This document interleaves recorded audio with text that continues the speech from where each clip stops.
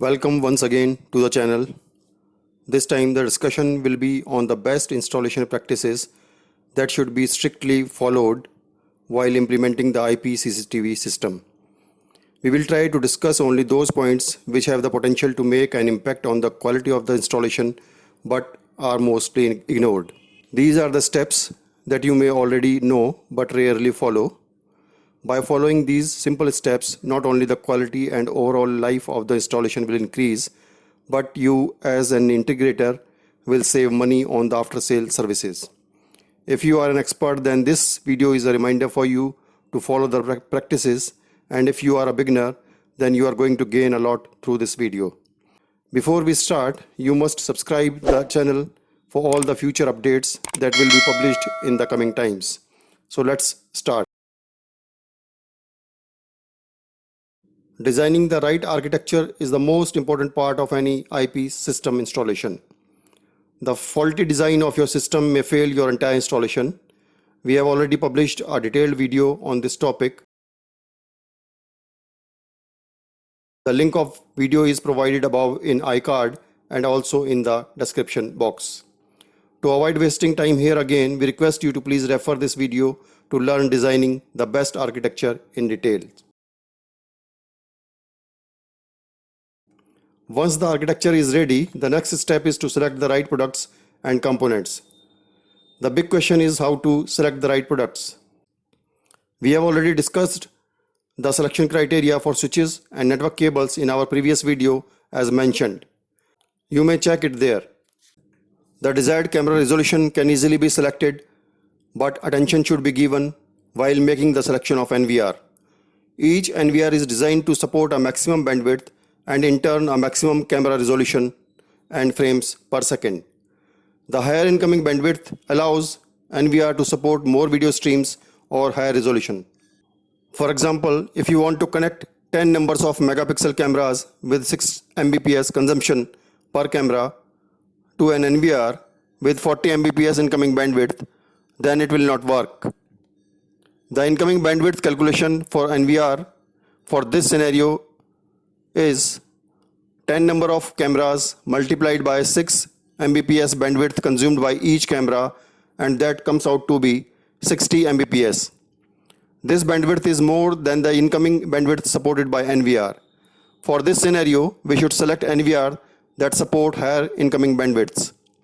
The NVR you select should support your camera resolution, minimum frames per second, and the quantity of the cameras that you are intended to use, both in live display and recording. Try to select cameras and NVR that support latest compression techniques like H.265 that helps in reducing storage space and network bandwidth requirements without compromising the quality of video.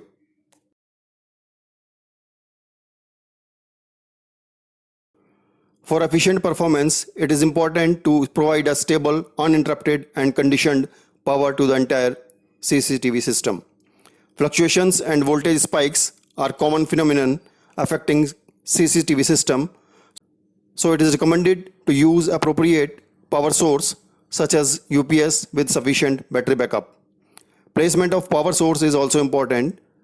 If power source is too far away from CCTV system, then this may cause fluctuations.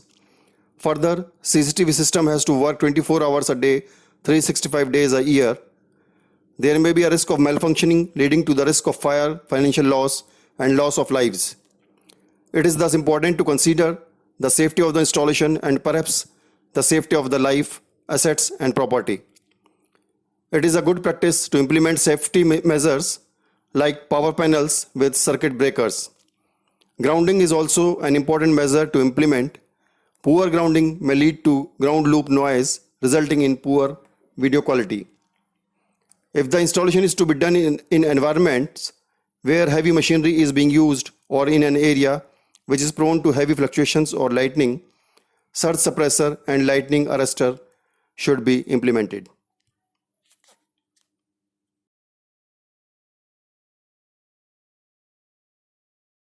It is a good practice to use indoor or outdoor racks properly ventilated with fans for placement of switches in the field and placement of NVRs servers in control rooms. This will restrict the unauthorized access to the equipments and will also help checking the overheating of the equipments and avoid unwanted breakdowns resulting in reduced service calls.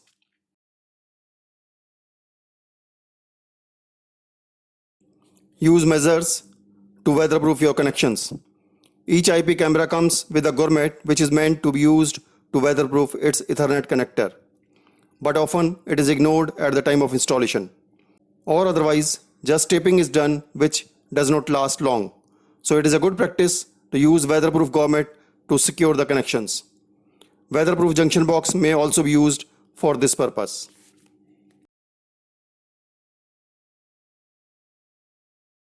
Always dress your cables with the help of cable ties.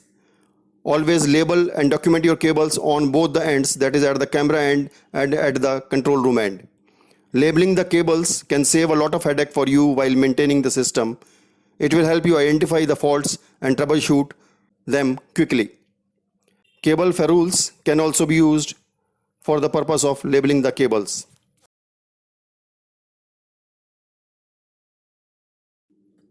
Last but not the least, always put your surveillance system under surveillance. Control room is the heart of your complete installation. Your precious equipments are placed there, and also the data that may prove crucial if some incident happens. It is always a good practice to put the control room under surveillance. This will help you check the unauthorized access and also the alert levels of the personnel positioned in the control room.